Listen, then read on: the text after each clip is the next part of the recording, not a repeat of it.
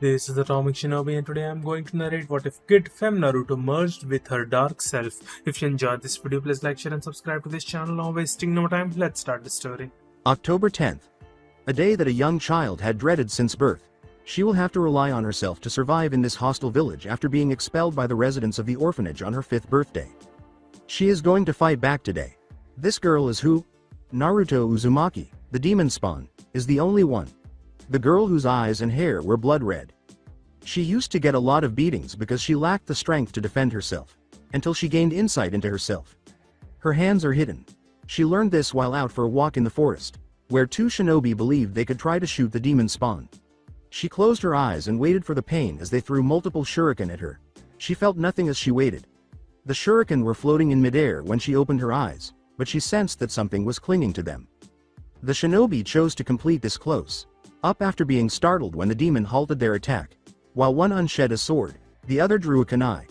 One charged to the left, the other to the right. As the shinobi moved, Naruto became alert. The kunai in the air were hurled at the one that went left, taking him by surprise and ultimately killing him. The final one approached the girl and stabbed her with his kunai, but he stopped in the middle. He made no hesitation. He desired to murder her. However, he was stopped in his tracks by something. It resembled a hand. The man screamed in agony and dropped the kunai as the invisible force increased the pressure and bent the arm, snapping it. Instead of striking the ground, the kunai stopped in midair and struck the man's chest, killing him. Unaware of what had happened, Naruto fled the scene as quickly as she could without turning around. She stepped into what appeared to be a training ground. That theory was confirmed by the pole post protruding from the ground. She had no idea what had happened. All she wanted was for those individuals to stop causing her pain. Naruto grew weary of being hurt by others. When she noticed the shuriken coming directly at her, those shinobi were killed by something that escaped from her. She had a thought as she surveyed the training area. Well, I might as well try. As she reflected on what had transpired back there, she thought. She persisted, but to no avail. No force of nature, no secret barrier, nada. Looking up at the sky, she saw that it was getting darker and that the festival and annual demon hunt were about to start. It's that time already. I need to hide somewhere. She avoided going to the square or the main street for a while. She usually gets chased out of that area by people, and she had no idea why. The reason is that you were a demon. When she heard that voice, she turned around, but nobody was there. However, the voice was recognizable. She kept moving stealthily about the area. In this village, you killed a lot of people. Why not eliminate them? Who's there? She asked, but there was nobody in the area. I know you're out there. Do you? Where are you?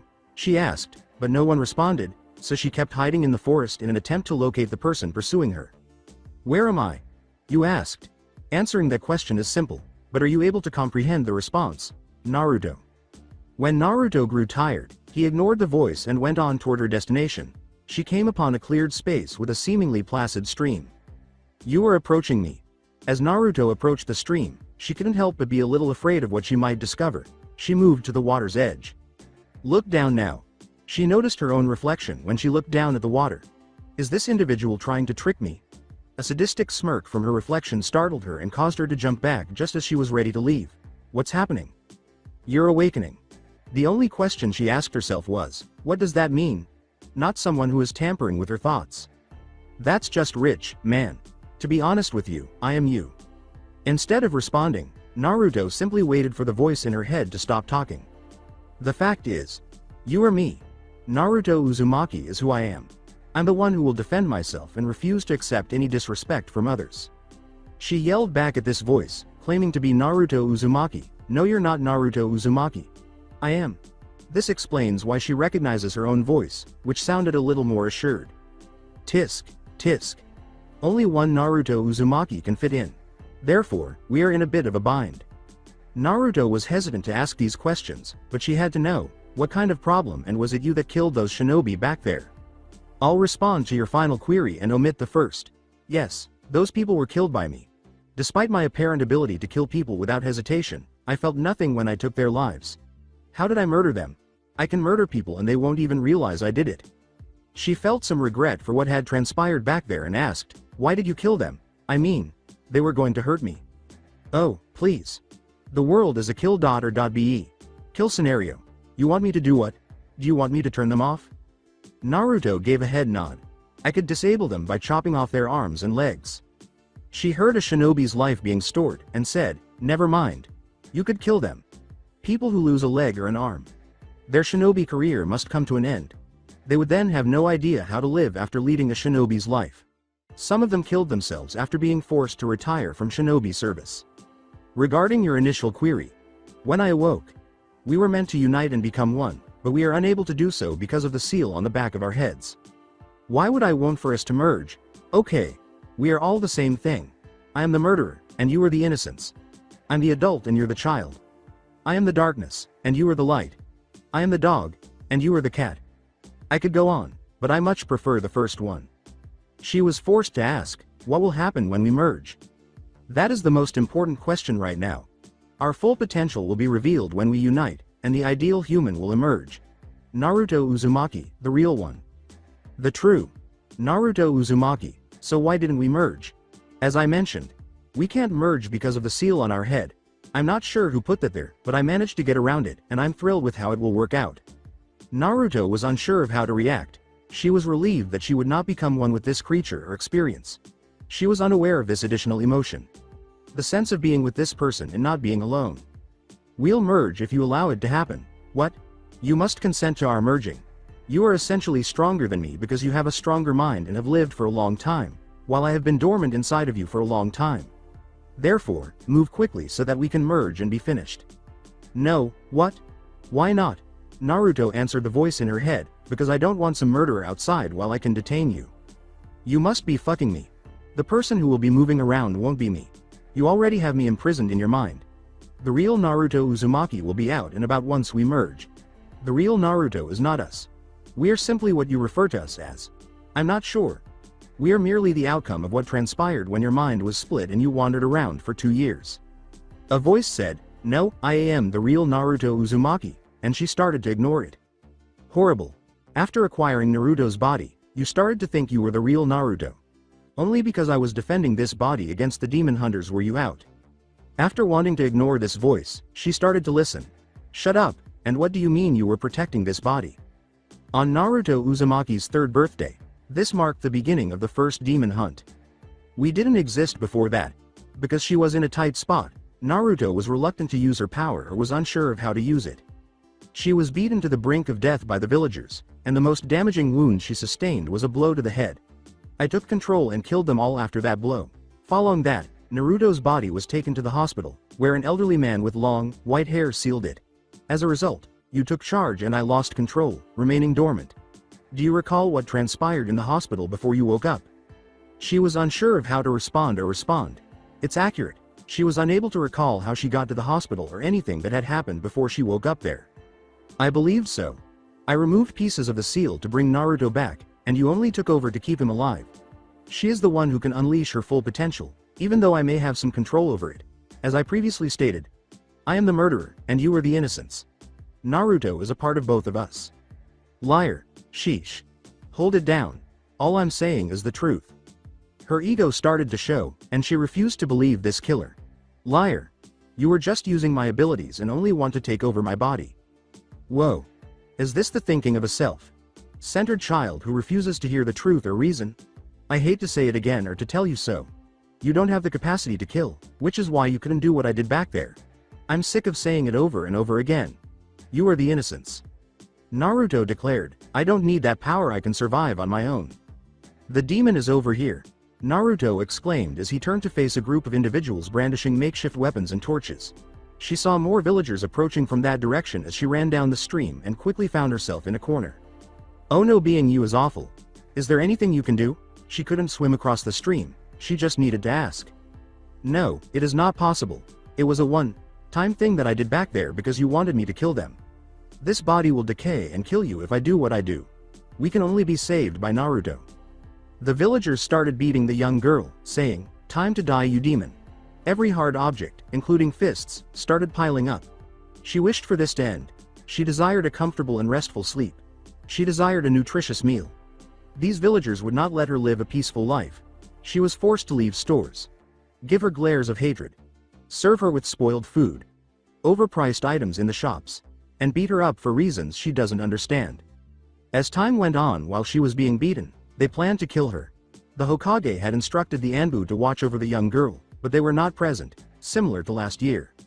One of the group's shinobi pulled out a kunai and stood over the young girl's body, saying, "It's time to finish this." The man simply grinned and killed the demon by bringing down the kunai. She was unsure of what to do for Naruto. But something snapped inside of her. She was at her breaking point. Everything. All she wants is for everything to stop. The last thing she will ever see is the kunai coming down and threatening to pierce her. The mindscape, it was dark there. The place was covered in water, and chains were suspended from the ceiling. The final thing that caught my attention was a young girl curled up, shackling and cradling her legs with her head between them, clearly in tears. The girl ignored the voice that called out, "So, you made your decision." Before long, a splash of water could be heard approaching the girl. The young girl looked up to see herself standing in front of her and said, "You can die here or we can merge and Naruto will be awakened." Their eyes are the only thing that separates them. The innocent one has the eyes of a child while the killer has the eyes of a cold murderer. "You're the killer." Although it sounded like a question, it was actually a declaration. The girl merely gave a nod. She said, "And you're the child. Have you come with your decision or are you just wasting away?" The child nodded and raised her hand to the killer. "I just hope Naruto will have a peaceful life." Both intertwined their hands and a bright light began to shine where their hands were connected. "There is no peace for Naruto. Just death." The child nodded and both were engulfed by the light. Real word, a group of people. Mostly a mob of people. Demon hunters, they call themselves proudly. Right now they are waiting for the shinobi to do the killing blow. They are surrounding her to get a good spot to watch her die. All huddled up in one area. Surrounding her. Some would say this will prevent her from escaping, but those are now false statements. Right now, it is a kill zone. All is silent. Why? The ninja with the kunai have fallen to the ground without his head, which is now rolling towards the crowd. The villagers and ninja weren't able to move. Why? Because the killing intent that they are felling is preventing them from running away or scream out. The girl began to stand up as her bruises and cuts are now healing before their very eyes. "What do we have here?" She gave them a smirk that would make any bastards, assholes, and people with a stick up their ass very proud. A mob of people, huh? Torches, knives, stakes, and kunais. Is this some kind of demon hunt? Well, let's kill the demons, said the little girl, and the sounds of flesh being cut were heard across the forest along with their dying screams. October 10th. The day the Yondaime defeated the Kyuubi by sacrificing himself to save the village. The day that the villagers celebrated its death. The day one child hated since she is born on that day. Also, it is now known the day of the mysterious murders of a group of villagers and ninjas. To one person, it is the day she awakens. It's been a week since Naruto killed those pathetic groups of villagers and lousy excuse of ninjas. From what she gathered of her memories of those two, she concluded she will not have a regular life in this village. She will be having people try to kill her at every chance they get. No one will allow her to buy food at regular price. The orphanage kicked her out as soon as she became of age. People will probably attack her on sight if they have the guts or balls to do so. Most of the time the villagers attack during the night time when no one is watching or when the Anbu weren't watching. Being in groups of people is a really bad idea if you don't like the hateful stares that are pointed at you, so it would be best to avoid them as much as possible. The path she has thought out is not going to be an easy path. She will have to be a shadow. Hide within the village. Hide from the Hokage and the ninjas. So she will be a shadow within a shadow. Right now she will have to start from scratch. No money or food. She looked around and she sees that she is in the mid-rich side of the village. This house looks nice, she thought to herself as she walked towards the door and knocked a few times. No one answers the door. Let's give these bad boys a try. There is one thing she noticed in her week is that she has extra invisible hands. They can move things that are 10 times her weight or maybe more, and they can go through things like in this case a lock mechanism. The best part about them is that she has 9 of these invisible hands and could cut through anything, even a human being. Right now she is working on her stealth. Once she heard the click noise, she opens the door and went inside. She began to pillage the area from food to supplies and whatever book material she might need. 2 hours of pillaging, she found a backpack to put the stuff in. She found food that won't spoil, kunai, shuriken, explosive notes, regular tags, sleeping bag, clothing that can be altered, camp equipment and such. She found some books that the academy would give out and a book on sealing. She thought that sealing would be a waste of time, but she remembered that man in red and green clothing with the white hair did to her with a seal. So she took it as a precaution if someone will do that to her again. That is all she found, and she will need knowledge of ninja skills, so she will go to the library later for now. The food is in the fridge. Go help yourself. A voice said at the other end of the house. Aw crap. Naruto thought as she hid herself in a dark area of the room she is in. The house she is in has 3 rooms. A master and guest room and a study room. Right now she is in the study room. Hey. You got no food in here. Did you forget to go to the market? The second guy said. I swear there were food in there the last time I checked.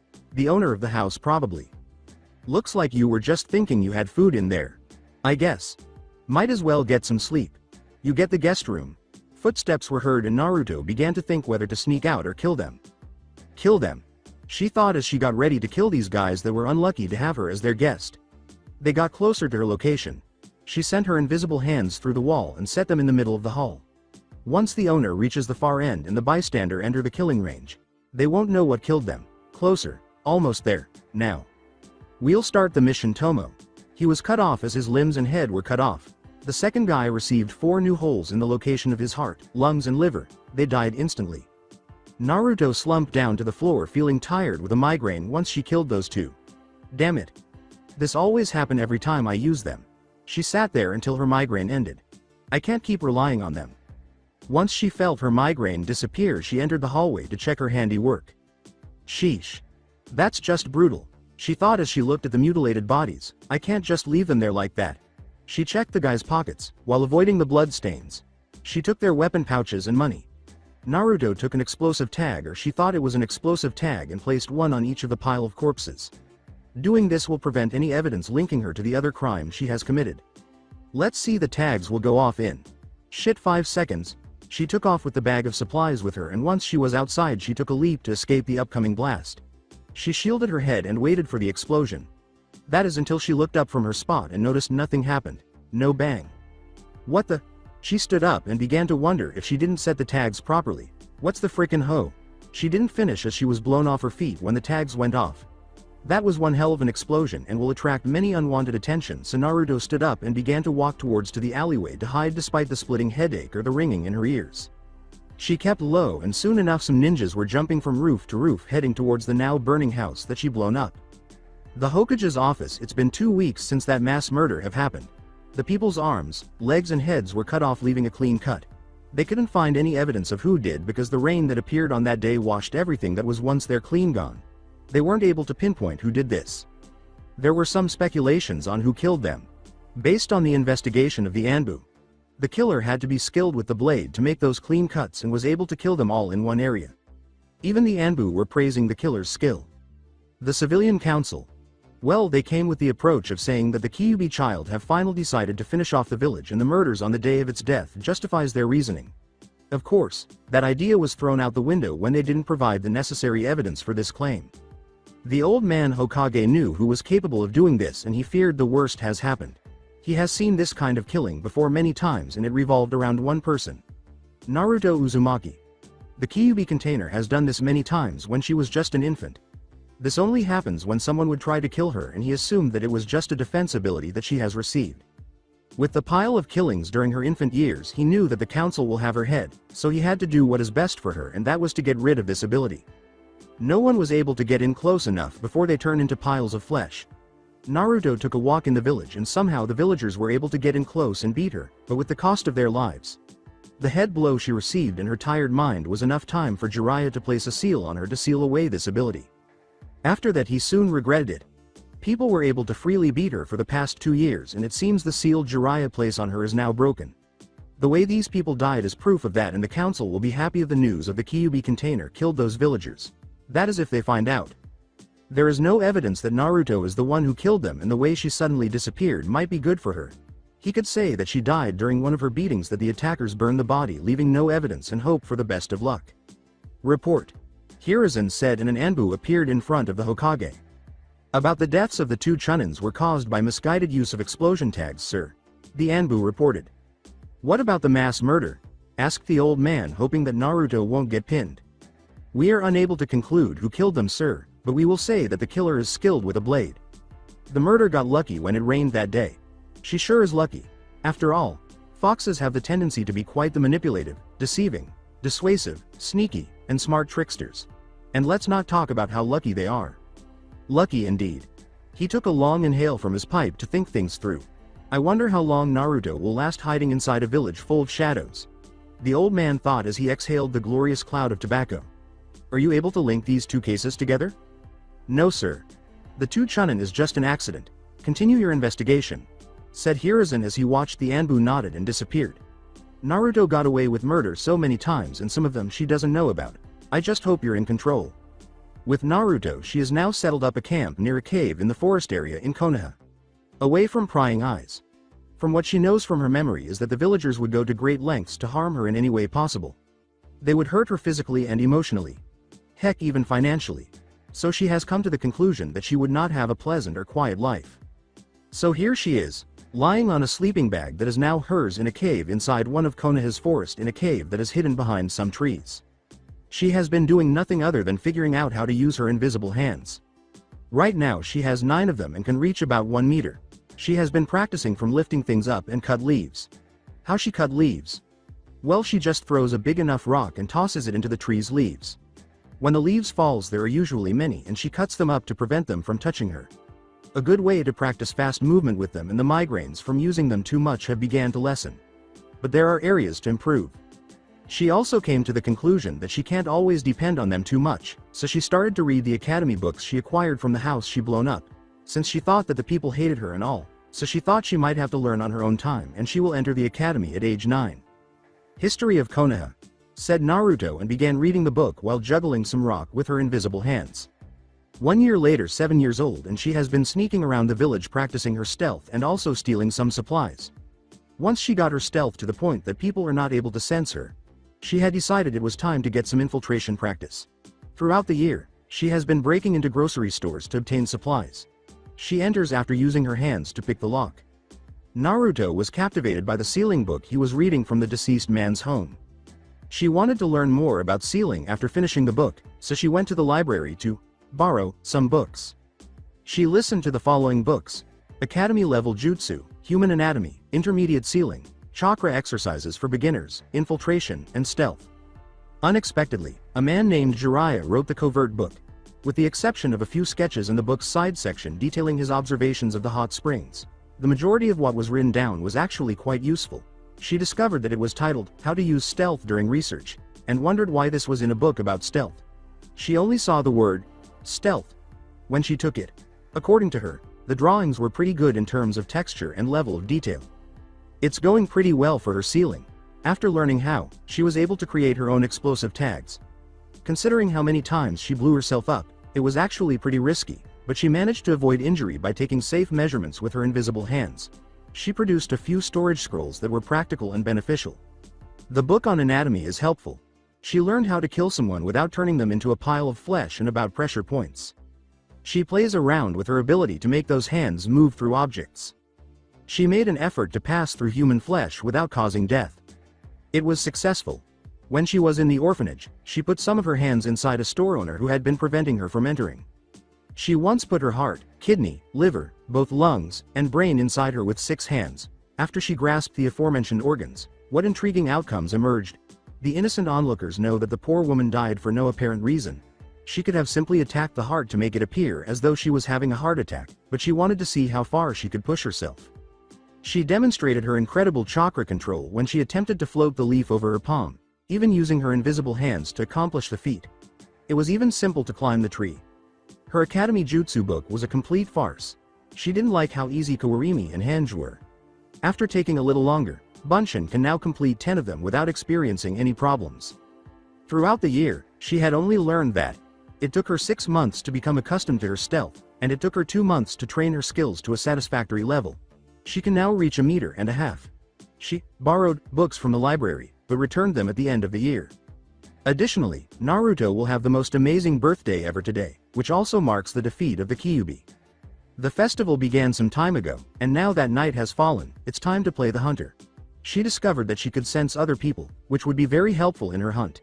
Yes, this will be enjoyable. In order to find the demon hunters that the villagers and a few shinobi were so proud to call themselves, Naruto is currently hiding in the shadows.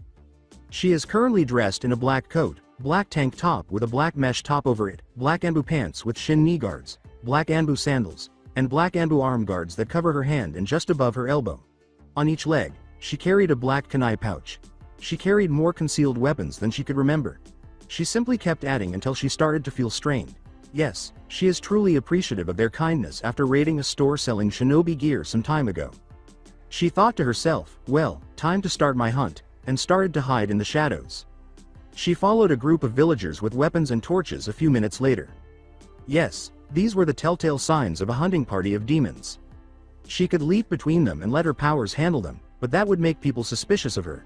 Avoiding leaving the area in the same way is a rule of infiltration. Similar to leaving a mark claiming that I was the one responsible for both this and my earlier crimes. Her skills were used last year, and the investigators of that incident might be able to piece together the information that would point to her. Indeed, hunting people is a risky activity. This will be more difficult than I anticipated. Let's see, I have 20.1 of them within a reasonable 120-meter radius of no other living beings. Ignoring them will draw unwelcome attention. On these guys, I must employ the element of surprise. After giving it some thought, Naruto went to investigate and discovered that they were just regular villagers without any ninja experience. Alright, let's finish this. 4 kunai were drawn out by Naruto, who then threw them into the air so that the hands could grasp and hold them. Then, brandishing a kunai, she charged the group and began murdering them. Without allowing the villagers to scream, she sliced and stabbed them. In the air, the kunai were circling in peril and slicing up anyone who got too close. She killed them by hurling all of her kunai at the villagers who attempted to flee when there were only 5 left. When she saw her handiwork among the corpses, she said, "Huh man. I should have downed this sooner." As she dropped a smoke chemical agent that would eliminate any odor in the area, Naruto said, "Not bad. Now for some ninja." 10 sliced jugular, 5 stabbed at the heart, 2 in the lung, 3 stabbed in the head, and 1 between the eyes. She read that if you were infiltrating or killing someone, you must leave no evidence that you were nearby. Nobody. While in the woods, looking for someone to murder, she pondered. Despite her skills, Anbu were too dangerous to kill. If they are unaware of your abilities, Jonin will be a little challenging. Naruto's primary target was Chunin. They are capable of challenging her because they are powerful ninja. She would not like Genin's ease. She vanished into the trees after sensing 4 signatures approaching her. One of the ninja asked, "Are you sure the demon child is somewhere in this location? Based on his uniform, he is a Chunin, and the person he asked is a Jonin. Based on their attire, the other 2 were Chunins." "Yes," the Jonin said, smirking, his eyes narrowing. "From what the rumors the Anbu were saying is that a child has been hiding within this area of the forest, and there is only one child I know that is hiding within this forest." As she listened to this conversation, Naruto winced. "Whoa, the Anbu may be aware of my camping locations. I'm going to have to relocate after this." She pondered as she considered how to murder these men. If she wanted to kill these guys, she would have to use her skills. She doesn't have a death wish or anything. Simply put, she is fed up with these demon hunters running loose and their numbers growing. They were even being followed by the kids. "Okay, let's get started," Naruto thought as she proceeded with her well-thought-out plan. The Chunin directly behind the Jonin asked, "So any idea where the demon spawn is?" After drawing a kunai, he turned around and threw it at a Chunin's head that was pointing at him. "All I know is that she is in this AR," he said. He had to pay a price for deflecting it. 2 of the Chunins were embedded by the deflection of both kunais. One landed squarely on the chest of a Chunin, while the other was stuck in the leg of another. Whoa. That did work. Believed that neither she nor Naruto intended to murder one of them, more like causing them pain. By deflecting a kunai at close range, that Jonin was expected to avoid being fancy. Naruto let out a moan. Why do ninjas favor ostentatious items that are likely to kill them? The reason behind their behavior will never be known to us. When the Jonin checked the dead Chunin and discovered no pulse, he asked, "Can anyone see the attacker?" The downed Chunin with the injured leg caught his attention. The man nodded and made an attempt to stand up. "Are you going to survive?" he called out to the now Chunin Nero behind him, but he was just standing there. "Nero, go back to the village and get help." When the man said, "Are you listening to me, Nero?" he collapsed to the ground, revealing 3 shuriken lodged in his neck and back. "Damn it. Let's get out of here." He approached to lift the man, but he jumped away before being struck by a swarm of kunai, and the shuriken killed the last of the Chunin. Soon after, he started hurling kunai and shuriken in various directions in an attempt to kill this murderer. "It's not like it would work once I moved into a different position, and he's throwing blindly without determining my location based on the direction of those prior throws." Naruto pondered as she observed this enraged Jonin flinging shuriken and kunai mindlessly. Actually, killing this guy would be extremely embarrassing. I ought to end his suffering." The man yelled, "Where are you?" in an attempt to attract his target. "Behind you." He heard a childlike voice and spun around, but as soon as he felt excruciating pain at his neck, he collapsed to the ground. "You," was his final statement before he saw the Kyuubi container that would kill him. For Naruto, killing them was undoubtedly thrilling. This should put an end to the Kyuubi festival and likely stop some of the demon hunting parties. After 3 days, the office of the Hokage news spread that 4 ninjas and a group of villagers had been killed. Naturally, the civilian council panicked and ordered the village to be locked down, but they were told that the killer must have been long gone by now and had done a great job of hiding their tracks. The investigation has been handled seriously by the Uchiha police force. Why? Because Uchiha was among the 4 people killed. How regrettable. Once more, they have no leads or proof that would enable them to identify the person who killed them. The old man can't take this any longer. He was certain of their murderer. That would be Naruto Uzumaki. Why did he arrive at this conclusion? Because Naruto is exactly like her mother. The ninjas known as the Uzumakis were dangerous. Especially up close if there were foolish enough people to approach, which sadly happened to be a lot of them. They were proficient assassins, and their desire to kill was the only factor that led to their extinction. They died young as a result of their desire to kill. Kushina Uzumaki, Naruto's mother, would follow. Her clan's last surviving member. Since they were young, some Uzumakis have been killing people for a living, which drives them insane. Kushina only wasn't one of them because she left her village before it was destroyed when she was a little child. For some reason, she rarely used her abilities, which were known as vectors. She only used them in times of emergency or when she was furious. The Yondaime Hokage was the only one who could control her when she became angry. He is currently interacting with her daughter, who, of all people, has the Kyuubi to support her skills. According to his recollection, Kushina had 2 vectors and a 3-meter reach. Naruto may have more of those vectors or a longer range now that the Kyuubi is inside of her. Now, all he can do is move out of her way so she can redecorate the buildings and roadways. "This shit is too old for me." With a groan, the elderly man took a longer drag from his pipe. After that night, she must be keeping quiet.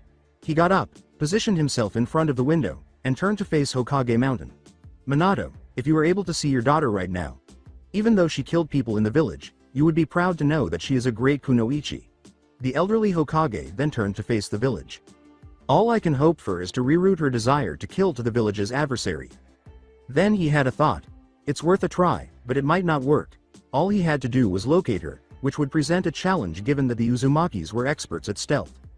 After a year, naturally, Naruto borrowed a few books from the library during her training year. When Naruto learned that Embu had pinpointed her location area but not her exact position, she left her old location and moved to a new one. She is currently hiding in an abandoned shed inside the village walls but outside in a forest. Since few people ever go there, it's a good place to hide out and train. She focused on her chakra control, sealing, jutsu, stamina, and stealth instead of worrying about her abilities. It took her some time to grasp the idea and practice taijutsu during the water walking exercise. She must keep those weapons a secret because using them excessively will lead to problems in the future. The style she chose focused on quick, accurate attacks that rendered the opponent incapacitated. You will become a formidable foe if you combine that with your understanding of pressure points. She became so knowledgeable about sealing that she even learned about restriction seals. It slows down your muscles and blocks off portions of your chakra. Although initially inconvenient, it will ultimately prove beneficial. She is currently 15% restrained and at her baseline abilities from a year ago. A fascinating fact about the invisible hands was revealed to Naruto. When she learned this, she was unable to experience the same level of excitement. Hand gestures can be made by those invisible hands. Hand seals in addition to hand gestures. With those things, she could perform hand seals without stopping her motion. However, performing such a feature is exhausting, so she has been practicing until it comes naturally to her. She can now use her invisible hands to perform henge, bunshin, and kawarimi. She checked out a variety of jutsu books from the library, ranging from elemental to nature manipulation. She gained knowledge of water bullet, mud wall, great breakthrough, shadow shuriken, and kunai jutsu. She also took the papers that determine which element you are aligned with, and she discovered that she has 3. Earth and water are her sub-elements, while wind is her primary element. Given that the phoenix flower and electric current are opposites of her own element, that would explain why she finds it much easier to perform those jutsus and why she finds them difficult to learn. She discovered that Konoha had drug traffickers through the shipment of supplies during one of her covert runs, so she went to mess with them. She stole the money from the drug dealers and led them down a breadcrumb trail that led to the location where they concealed the drug stash and its owners. The breadcrumb trail, of course, was the drug itself. She made a good deal of money by playing with them, and Konoha is beginning to stop using drugs. Then it dawned on her. In reality, she is cleaning the streets covertly and carrying out the Anbu's duties of looking for such items. The irony of the situation was too much for her to ignore. Unbeknownst to the villagers, a demon container that is supposed to destroy the village is now defending it. What on earth? When she discovered that she was ridding the streets of this drug, she realized that she was destroying the village from the inside out. It's official. I have a mental illness. This time of year is upon us once more. Naruto pondered. Her birthday is today, and the demon hunter hunt will resume. The Uchiha police force will put an extra effort today to find the potential killer or identify them. Oh, compared to last year, this will be more enjoyable. For this day, Naruto has been preparing for a year. Why? Similar to previous years. The Kyuubi child's life will be a living hell as the blind villagers and ninjas search for her. Unfortunately, they will end up in hell instead. Naruto did what she did best once the festival got underway. The would.be demon hunters were gathered in a mass when she stalked them. The only thing that's different from last year is that this group is being watched by hidden shinobi. 3 shinobi groups are keeping watch over them and anticipating my attack. What is this? When Naruto sensed more chakra signatures, she became alert. Observers observing observers. This is absolutely flawless. Killing the demon hunters has become more difficult for Naruto. I can now reach 2 meters. Although it would attract some connections to me, I could try my hand at physics. The law of gravity in physics: when something rises, it must fall. After calculating the group's movements, she went to a place and performed additional calculations. She is essentially calculating the distance between the civilian group and the ninja, calculating the velocity at which she will throw a kunai, and letting gravity take its course. She prepared herself and had the strength to hurl 5 kunais and 5 shuriken at the group by taking them out of her pouches. She performs the 2 techniques by throwing the weapons with her invisible hands and performing the required hand seals. Knowing that a shout would draw attention, Naruto whispered, "Shadow Shuriken Jutsu." The 5 shurikens transformed into 50. Shadow Kunai Jutsu. The 5 kunai once more transformed into 50 kunais. She started to gasp for air after finishing that. It would be extremely exhausting for a child to make so many copies of things, so she made the decision to leave the area and return to the forest hut. Naruto didn't bother to see if she had actually killed them. Her chakra is getting dangerously low, and she is simply too exhausted to bother checking. Although it would draw attention, she ought to have removed her restriction seal. She simply knew that she had committed another murder and escaped punishment. After 2 days, it would be incorrect to claim that the village's civilian population is afraid. The events that transpired during the Kyuubi festival terrified them. There were 26 shinobi killed and 43 civilians killed. Uchihas were 19 of them. The Uchiha police force was frightening enough, of course. They were furious beyond comprehension. The council was pleased to grant their request for full investigative rights in order to find the offender. The Uchiha are the only ones who could possibly find a killer in Konoha. Nobody. The Anbu, perhaps, but they lack the Sharingan. Everyone, including the Hokage, agreed with the civilian council's order to lock down the village. Each ninja was instructed to conduct a wide area sweep. After discovering that the abandoned hut had been abandoned for some time, they proceeded to the next location. They were unable to obtain any leads because they were unable to locate the source of the barrage. The shuriken and kunai were also of no use. They were able to track them back to the store and discovered that they had been stolen, but they had not discovered any signs of chakra of any kind. It's a dead end. Ultimately, they couldn't find anything, not even a hint of it. Alongside Naruto shortly after the festival's second day. While removing any traces that she had been residing in this hut, Naruto had already packed her belongings and left the area. She had to relocate, and things will soon become extremely complicated. Naruto has just set up camp or relocated inside one of the village's apartments as the lockdown has just begun. She's game for a basic henge. For the time being, it would be the ideal location to hide out. They would like to look for the murderer who is concealed in the forest area of Konoha. At last, a Shodem gift has turned into an issue. Although it has been maintained, the apartment where Naruto moved in is essentially dilapidated. It wasn't an issue because it meets the requirements for someone to live there. In addition, nobody is aware that she lives here and that her name is Teruno Zukaimu. She thought of something like that to help her remember it because she couldn't bear to forget her real name. It will feel like entering a spider's nest to go to the Kyuubi festival. The idea of walking inside a spider's nest made her shiver. She does have a spider phobia. Spiders are feared by the great mass murderers who murder without remorse or hesitation. Even though it was smaller than a pebble, she can still clearly recall that encounter with the enormous ass spider that was simply passing by. She was too afraid to use her vectors, as she chose to call them, to squish it because she couldn't bring herself to approach it. In order to blow it away, she performed wind jutsu. In Naruto's case, the tarantula is a different story. That incident has completely slipped her mind. She doesn't know why. She only recalls the spider, her foot, and fainting.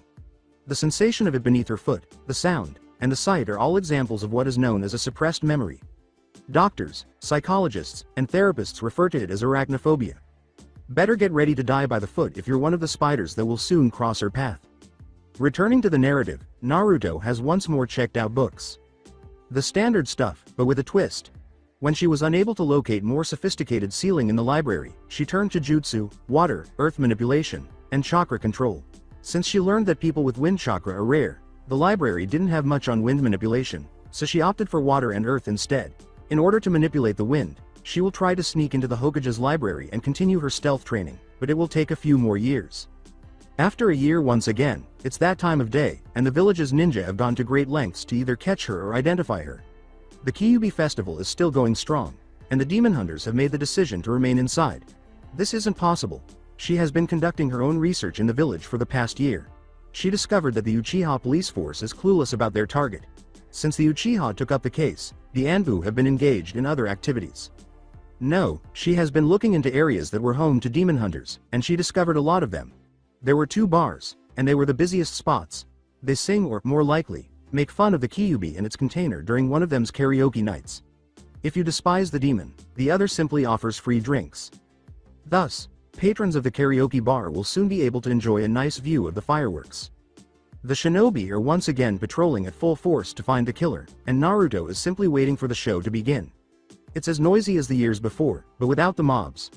For some reason, she chose the Hokage mountain and the top of the fort's head as the best spots to see the fireworks.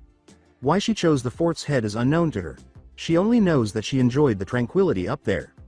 After setting up, she sat down and started to count down. I spent 1 week making the tags and another week placing them. Naruto eyed the building and pondered. 3, 2, 1, boom. Every ninja in the vicinity went to witness the explosion as Naruto counted down, and sure enough, the karaoke bar exploded, causing minor damage to the nearby buildings and stopping the festival. As she watched the burning building that was soon destroying the nearby buildings, Naruto thought to herself, I think I overdid it. An error in judgment regarding the explosion. When Naruto sensed that someone was approaching her, she became alert, but it was too late to hide. The ninja appeared a few meters away from her, out of her line of sight. I thought the Hokage said you were killed. Is the elderly man now filling in for me? Since I haven't seen him in 3 years, perhaps I ought to go see him. As the man came within range, Naruto pondered. The man moved in close, and Naruto used her vectors to pop out the man's kneecaps. I always wanted to have a crack at you, the man exclaimed. The village will make me a hero after I kill you. Ah! The man's upper body fell backwards as his kneecaps exploded and his weight pressed against the now destroyed knee, causing him to bend forward. Naruto approached the ninja to examine him more closely. Now she stood over his head, staring down at him after stepping over his body. Naruto remarked, it's a shame you were the one founded me. Talk about bad luck. The man had drawn a kunai and attempted to stab her while she was lying down, but a sharp blade had sliced off his arm before he could see it. Don't struggle. You'll only make it worse, and I do hope you don't listen. He did not heed this advice, and he attempted to stab her with his other arm once more, but this time he failed to see a blade as it was severed. She noticed a strange pattern in the man's eyes as she looked down at him. The Sharingan. What a Uchiha this guy is. The man yelled, I'll kill you for cutting of my arms, in an attempt to draw attention to himself and inform the populace that the Kyuubi brat is the guilty party. He attempted to frighten the young girl, but she laughed. Once the village finds out you were the one killing people, you won't be able to survive a single day in this village. She looked deeper into the Uchiha's eyes and could see that he understood what she was saying. That is if they find out I'm the one who did it. It's too bad there is no one to speak the truth, Uchiha. Chan. She put her vector's fingers over his eyes and plunged them in, destroying his vision, saying, You've already seen my face, so you better hope you can live without your precious eyes. The man, who certainly knows how to scream, let out a cry of agony. Naruto took out her vectors and put them over his mouth, saying, Geez, stop screaming, you'll just bring attention to yourself. She used her vector to extract the man's tongue without letting him scream, saying, in fact, I shouldn't even let you speak off me. The Uchiha will drown in his own blood and die. Perhaps I should just put an end to his pain. After the man withdrew his kunai and was ready to stab him, Naruto grabbed it. The screaming came from this direction. She had a chance to flee as a group of ninjas were approaching her position and entering blindly. She told the unfortunate man who was slowly dying from blood loss, "You got lucky." She went to her apartment or safe house and left the area. The following day in the office of the Hokage, up to 56 civilians were killed and 12 injured last night. 14 ninjas were hurt and 42 were killed. Additionally, Uchiha is in a coma and will never come out of it. The Uchiha Council has ordered the man's plug to be pulled, claiming that he is causing him pain by keeping him alive and is now useless without his missing body parts. The killer simply destroyed the necessary pieces to testify, leaving this as the only piece of evidence of their appearance. The council was unsure of what to do and was acutely aware of the situation. In order to stop more killings, the Hokage ordered the next festival to be cancelled. The civilians objected to this decision, but the clan council overruled them, claiming that continuing the festival would only lead to more deaths. There have been more theories about the identity of the murderer, and they think that they are not acting alone. The murderers needed to be proficient enough to stay clear of every ninja in the village and know where the patrols were. An expert with a blade who is sufficiently knowledgeable about explosives. Based on this information, they think the murderers were affiliated with Anbu. That's what they developed. The heads of the Aburame and Nara clans also hold this belief. The elderly man is currently reading his favorite orange book, which was written by one of his students, and smoking his favorite pipe with the finest tobacco he has.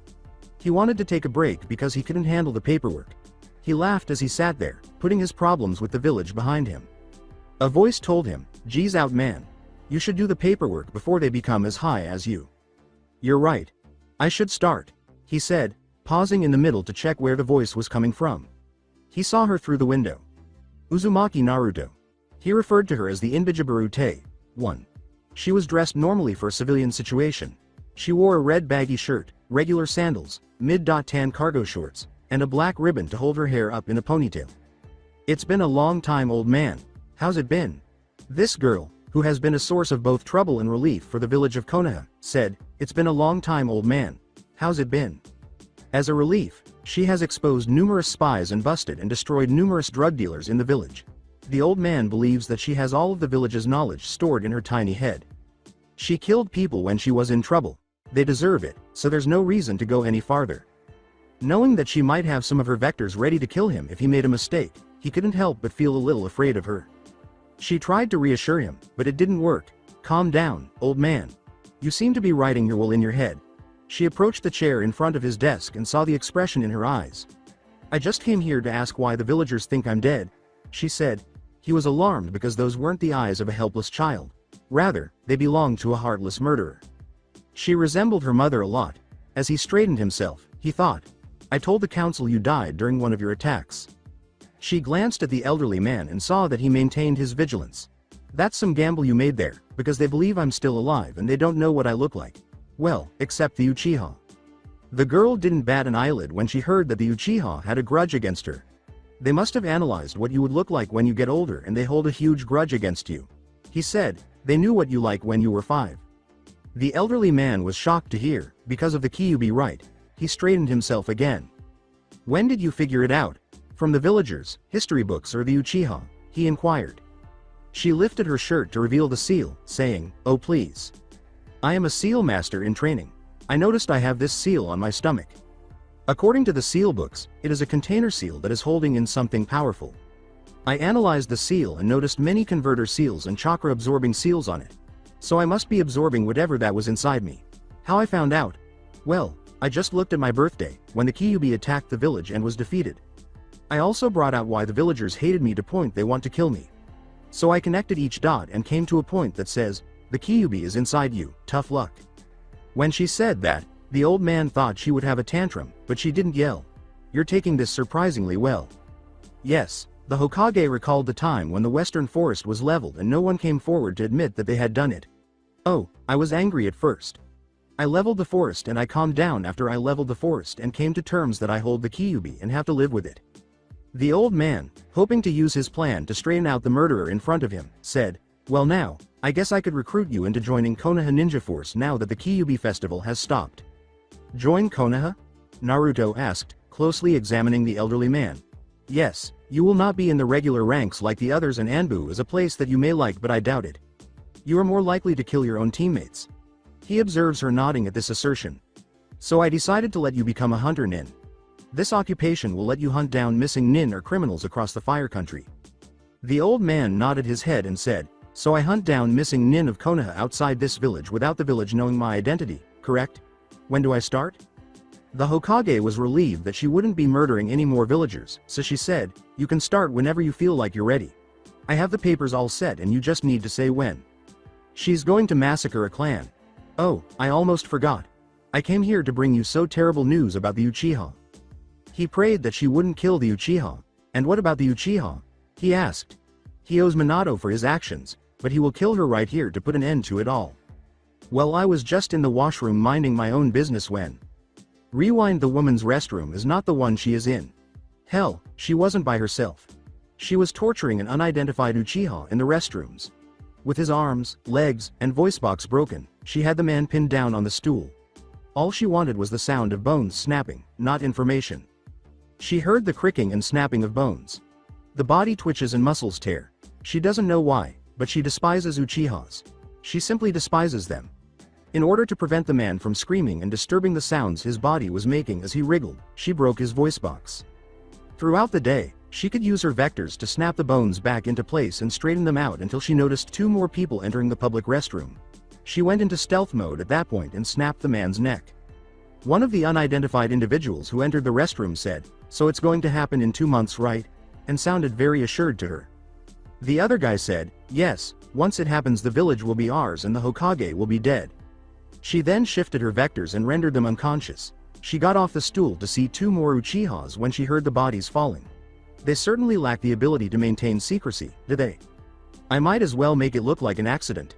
The village will always wonder how the bathroom caught fire. The flashback has ended. She gave a sugar-coated version of her story, omitting the Uchiha's torture and the scene in the boys' restroom, saying, and I came here to tell you. That does explains the fire. The Anbu continues to question how bathroom burnt down without any electrical outlets or combustible materials. According to the Anbu, the cause was improper use of exploding tags. How a 9-year-old girl can make the Anbu elites appear like a bunch of inexperienced genins is beyond me. So you're saying that the Uchiha are planning something in 2 months that involves me getting killed? The child gave a nod. With a groan, the elderly man smoked his pipe. After all, they're carrying it out. The elderly man pondered. He hoped he wouldn't have to order the extermination of the clans because he knew the Uchiha were planning a coup. Naruto will appreciate this order. He notices her smile and says, thanks for the info, Naruto. You are a great asset to this village. He recognized the smile, which did not entail receiving praise. I know what is going on, is a smile that is involved. With an intense gaze that will make daggers sharpen as you look into her eyes, Naruto declared, I'm aware that the council have ordered the Uchiha to be purged, old man, and I want in. The old man stared back at Naruto, saying, sorry, but we have plans for the Uchiha and you being in it will put everything you have down in the open. And how did you know about this? Knowledge is power. So it is best to know everything inside the village as a way to build up some information. Information is top priority. Without information, then I can't do nothing. Without information, then I wouldn't have been able to kill those demon hunters and blown up that bar. Naruto said with a stern expression. How about I give you something in return, for you to not interfere with the Uchiha? The elderly gentleman replied. Calling his bluff, Naruto said, what do you have that I don't have? I could get jutsu at the library. All he said was, high-level ceiling. That made her look less intense and gave her time to reflect. Oh no, I'm there with him. There are no more on ceiling at the library. Naruto pondered. What do you got? He was aware that she would require verification of his assertion. After a few minutes out of the room, he returned carrying 12 books on high-level ceiling. The elderly man was genuinely quite pleased with what he was witnessing. With these, you will become a seal master once you learn and understand the concept on high ceiling. Naruto picked up the first book and began reading, putting the Uchiha out of his mind. So will this help you stop you from interfering with the Uchiha? You say something, old man? Caused the elderly man to perspire. Without realizing it, she performed a Kakashi. Anyway, when do you think you will be ready to start your hunting nin career? She kept her eyes on her book, adopting a very Kakashi-like demeanor. Once I get a better understanding of my earth and water manipulation and increase my stamina and chakra reserves, I say I will start in a year. After a month, one of the patrols has sent a message to the Uchiha police force informing them of an unidentified person in the area and asking for assistance. They didn't expect 2 teams of elite Uchihas to be killed when a platoon arrived on the scene. There was blood all over and their bodies were slashed clean. The leading Uchiha declared, "Find any survivors and secure the area," as the other began to search the area. Behind the group, a deep, gentleman-like voice said, "You guys sure took your sweat time. Don't move or we will kill you." The Uchiha's platoon encircled the figure. The man wore a white mask, a brim hat, and a black outfit. He was grinning. Remember V for Vendetta. As each Uchiha prepared to attack, the figure remarked, "And what would you do if I don't Uchiha? Even if I were the one who killed the group before you, now lying in their own pool of blood have more shinobi than you did. What made you think you will stop me?" The figure exposed concealed kunais in both of his sleeves, then threw them at 2 Uchihas, killing them. "I see. Then let me make the first move." There were 17 Uchihas, 12 Chunin, and 5 Junins remaining. They appeared to take advantage of their numbers. The figure, who happens to be Naruto in disguise, thought. She chose this disguise because she enjoyed the film in which this man appeared. If he weren't a fictional character, she believed he would make an excellent ninja. She is here because she wants to kill every Uchiha, and this was the ideal chance to do so. In disguise, Naruto avoided being pinned in a circle by dodging every thrust, sword swipe, and thrown kunai. As the Uchihas prepared, she turned to face them. While some performed hand seals, others threw as many shurikens and kunai as they could. 7 of them yelled, "Fire style! Phoenix flower jutsu," as they hurled several fireballs at Naruto. The rest of the Uchihas yelled, "Ninja art! Shadow shuriken, kunai jutsu," and transformed their kunai and shuriken into a flurry of weapons. Without moving, Naruto slapped the weapons and fireballs away with ease using her vectors. The scene in front of them had the Uchihas looking shocked. They had no idea what had just transpired. Nothing was visible to their Sharingan. Only an unstoppable force deflected their barrage of attacks. Naruto simply stood there staring at the ground before turning to face the startled Uchiha. "My turn." She threw 10 shurikens at the Uchiha, who changed the number from 10 to hundreds of shurikens, after opening her cloak. The majority of the Uchihas were captured by the vast array of weapons, but the more experienced ones managed to flee using Kawarimi. 3 of the 5 left are Jonin, and 2 are Chunin. She used a reverse grip to extract 2 Tanta-S. A Uchiha performed a few hand seals. Fire style. Grand Fireball Jutsu. He struck Naruto with a massive fireball, and she simply stood there preparing to slap it away. She attempted to do so as the massive fireball pushed her vectors aside. What on earth? To avoid being swallowed by the massive fireball, Naruto performed a swift Kawarimi. What on earth took place? They pushed my vectors away. As she considered the circumstances, she pondered. I can't seem to deflect things that are thrown at me with a lot of pressure or velocity. As she observed the remaining Uchiha reassembling, Naruto pondered. They ought to have remained apart. Naruto produced more shuriken and kunai. All they did was make my life easier. Holding his arm with the kunai embedded in it, one of them inquired, "Did you get him Shisui?" Shisui, a Uchiha, said, "No, he got away with a Kawarimi. We should report this to the Eld." Ah. The man was silenced by a kunai to the back of his neck, and the group was hit by another barrage of kunai and shurikens, which killed everyone but the group leader. Shisui shouted, "Damn you! Show yourself and fight me, you coward!" as he was furious that a coward had taken his comrades' lives. In the neighborhood, a manly voice said, "My Uchiha! If I just fight you straight on, then you will most likely kill me." This infuriated him even more. "I wouldn't be a ninja if I just come out and fight. I'd be nothing more than a petty samurai." He turned to face his opponent when he heard someone say, "By the way."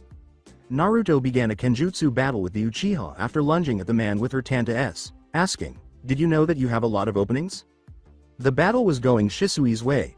He was using his strength and his Sharingan to push back this masked freak. He started using his Shunshin ability to land solid blows. A diagonal cut across the masked man's back caused him to fall to the ground after he Shunshin behind him. Shisui grabbed the man who was down and pulled him up before slamming him against the tree. "Did you actually think you can defeat me?" "Shunshin no Shisui," Shisui exclaimed. He raised his hand to the figure's mask and said, "Even someone as weak as you won't be able to kill me. Let's see how ugly you really look." He removed the mask, revealing only a patch of dirt for a face. The entire body of the figure soon crumbled to dirt. At that moment, he felt two Tanta-s enter his shoulder, rendering his jutsu completely inoperable. He was pinned against the tree by the weapons that drove through him. Behind him, a manly voice said, "You made the mistake of not seeing that the person you were fighting was an Earth clone." Shisui felt him twisting the blades in his shoulders and said, "You made the mistake of underestimating me." He soon experienced such intense pain against his neck that it quickly turned dark. "Your final mistake is having your back against me." Naruto surveyed the deceased Uchiha's surrounding grounds. "Even though the council might order their deaths, I have a plan for them in the future." She quickly avoided the area, which was soon encircled by more Uchihas. Specifically, her target, Itachi. The following day the Uchiha kept the massacre a secret, and their plans continued to proceed according to plan. Many of the elders opposed the topic being discussed by the Uchiha Council. Their plans would probably fall through if they lost Shisui and a third of their forces. Naturally, however, their pride in being Uchiha overcame them, and they are still ahead of schedule. They had no idea that the same individual who had killed a portion of their forces was listening in. Thus, they are proceeding with the coup. This caused Naruto to smile. "It appears that my plans will probably be successful." She left the council room and started to carry out her Hokage's order to avoid the Uchiha, but she disagreed with everything the old man said and was prepared to massacre the entire village if he caught her. If he tells the village, that is. While she now holds all of the cards, the elderly man was unaware that he was giving Naruto his hand of cards. "He wouldn't dare touch me with his hand." The next day Itachi just informed the Hokage that the Uchiha's forces had been killed. A skilled shinobi who uses their head more than their muscles killed them in this manner. Naruto was more cunning than that, so he was unable to relate this to her. She would remove any traces of her presence. However, the patterns of attack are entirely different. She slaughtered a large group of villagers in her first attack, then killed another large group of villagers in a covert manner, then a group of ninja. She then used a volley of kunai and shuriken, blew up a house, and finally slaughtered a group of ninja. She gave the impression that this had been done by someone else. Despite his inability to decipher her actions, Naruto is aiming for something. He can keep an eye on her because he doesn't know where she lives and she is able to conceal her feelings from him. There is no use for the crystal ball. In some way, she has managed to conceal herself from the crystal ball. Anbu appeared before the elderly man and exclaimed, "Hokage Sama, the Uchiha has been slaughtered, sir. Itachi had killed them all, and there is only one survivor, sir." The Hokage commanded, "Get every Anbu to lock down the village and capture Itachi," and the Anbu departed the room to carry out the directive. "Naruto, are you doing this?" Prior to after returning to the Uchiha compound after completing his report to the Hokage, Itachi discovered that everyone had been killed and was lying on the streets. When he started looking into it, he discovered that everyone including the Uchiha Council had been killed. It was then that he remembered his mother. He sensed three people as he walked into the head building. The murderer, his mother, and his father were all in the same room. He approached the room while concealing his chakra signature. "Good evening, Itachi." The voice in the room called out to him in a gentleman's manner. "Please, come join us." That took him by surprise. When he concealed his chakra signature to its lowest level, he was able to detect him. When Itachi entered the room, the criminal was holding the blades, and his mother and father were gagged and tied up against their necks with a tanta. The figure startled him and his father by asking, "I've been waiting for you. Did you finish your report with the Hokage about the slaughter yesterday, Itachi?" As Itachi prepared to murder the man, he asked, "How do you know that?" The figure noticed but chose not to inform him. "Information is everything, Uchiha. I know that the Uchiha police force is planning a coup against the Hokage. I know that you are spying on the Uchiha for the Hokage. I know that the council will soon order the execution of the Uchiha. I know that the civilian council is corrupt. I know that Danzo is still having his route operating fully. I know that today will be remembered by everyone that the Uchiha are nothing but traitors." The claims of the figures were both upsetting and shocking for the three Uchihas who were present.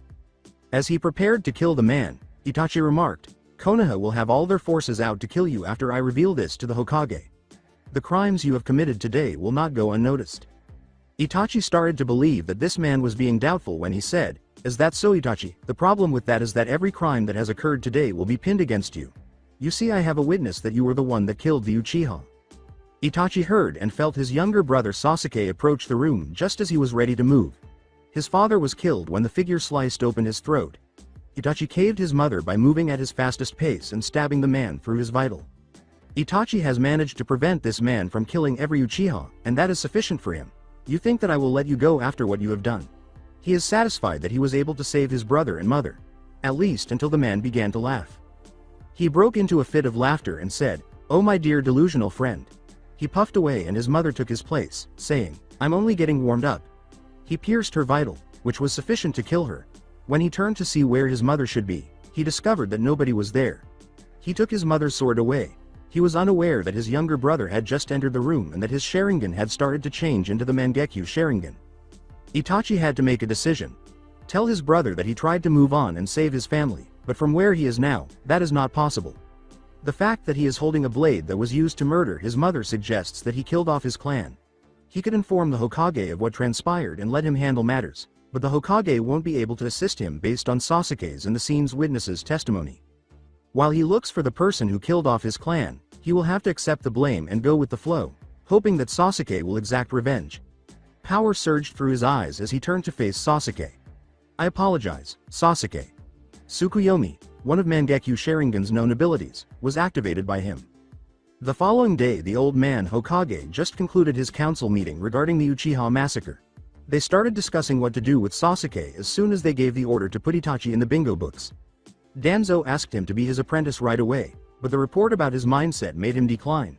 Naturally, the civilian stated that the council had been directed to provide the survivor with special treatment. Itachi and the subject have descended to extremes. They started piecing together his abilities and came to the conclusion that he was responsible for the deaths of those ninja and civilians during the Kyuubi festival. They claim that he sought a means of testing his abilities and that he used the Konoha people to demonstrate this, and that the death of his clan served as sufficient evidence for him to depart the village because no one else was strong enough. The Hokage was unsure of his thoughts. Naruto simply pinned them up against Itachi and escaped her murders unscathed. Now, he was unsure of how to feel about her. For her age, she is starting to become too dangerous. The elderly man simply moaned at his situation. He started working on his paperwork when he noticed something concealed beneath the workload.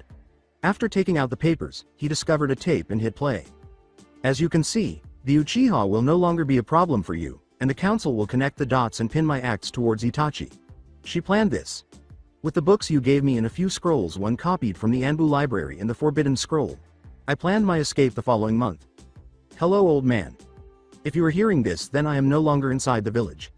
Your Hunter Nin proposal was good and all, but it wasn't good enough for me. Before you get up and tell the village's shinobi what will happen, let me explain. This village is so corrupted by power. Hungry civilians that they don't know how to run a military village, so I left and have been gone for a long time. Don't worry, I will return to clean this village once my training is over. The council will ask how you know this information and why you didn't tell the village, and if you tell them that I am the one who actually did it, the outcome will be disastrous. The villagers will hate you and take it out on your family for keeping this a secret, and the council will be forced to remove you from your position as Hokage and appoint someone you don't want to take over. I know Danzo, and he will turn this village upside down, declare martial law, and turn every child into a living weapon. Talk about your dilemma, old man. You have two options. Either you press the button on the end of this machine to make it self-destruct and keep this a secret between us, which will only burn the tape message, or you tell the villagers what actually happened and that the Uchiha are nothing more than traitors. When I return, I will deal with the corruption in this village. Until then, old man. Goodbye. The old man was left to consider his options after the message ended.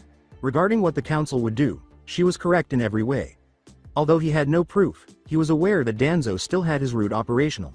What piqued his interest were Naruto's remarks regarding cleaning the village. Does she possess knowledge that he does not?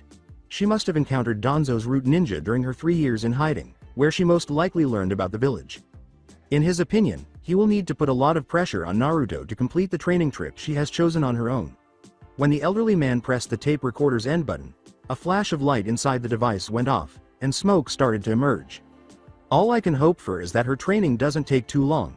As he tossed the gadget aside and started performing the bane of all cages, the old man pondered. Paperwork. You can't defeat this kind of evil, Naruto, even with your skills. Before beginning the paperwork, he came across a message from Naruto. PS to assist you with the great evil, I discovered this jutsu. Shadow Clone Jutsu. I wish you luck, old man.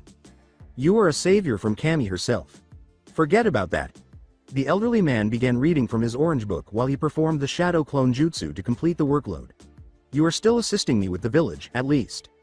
A week later at an unidentified place Naruto has started to put her training into practice. She was making the most of the Shadow Clone Jutsu. That jutsu's drawback is that the shadow clone is unable to utilize its vectors. A small setback. She will eventually benefit from the scrolls she obtained from the Hokage and Enbu library. Using wind manipulation, she simply failed to find anything. Later, she will have to visit Suna. A scroll contained the V-suit she wore. Because the suit contains numerous seals that alter her chakra signature and conceal her own, she chose to save it for later.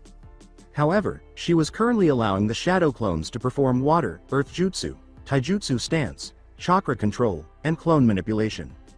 She is currently researching the underground laboratory she discovered. The lab owner seems to have committed mass murder, but instead of carrying out the murder himself, he allowed them to fall into traps and kill one another. She considered the man who once owned this place to be a genius. She wants to learn about his understanding of the human mind, the devices and traps he employs. The man left behind his journal, which detailed the methods he employed on people and the reasons behind his selection. It seems that he never hurts an innocent person and only targets those who are guilty. Although he was considered a saint by the general public, the ninja community refers to him as a murderer, sadist, and psycho. Because of his actions during the Second Shinobi War, he was feared by the ninja throughout the elemental continent. He apprehended any ninjas who injured civilians and forced them to torture themselves or perish as a result of the trap. He refers to that as a game. While reading the man's journal, Naruto pondered whether she would use it to combat Konoha's corruption. It was ideal. It was both cunning and cruel. Let them kill themselves while playing the game instead of killing them. She examined a puppet she had discovered nearby. It was simply too perfect and the most unsettling thing she had ever seen. She saw a puppet wearing a black tux, which is pale white with red smudges on its cheeks. It had the most ruthless smile she had ever seen, with red eyes encircled by black and little hair that was red around the base of its head. As she activated the voice box and started to consider her options, Naruto used her vectors to bring the puppet to her. Hee. Want to play a game? That's it for today. I hope you guys enjoyed this great story. See you in the next one.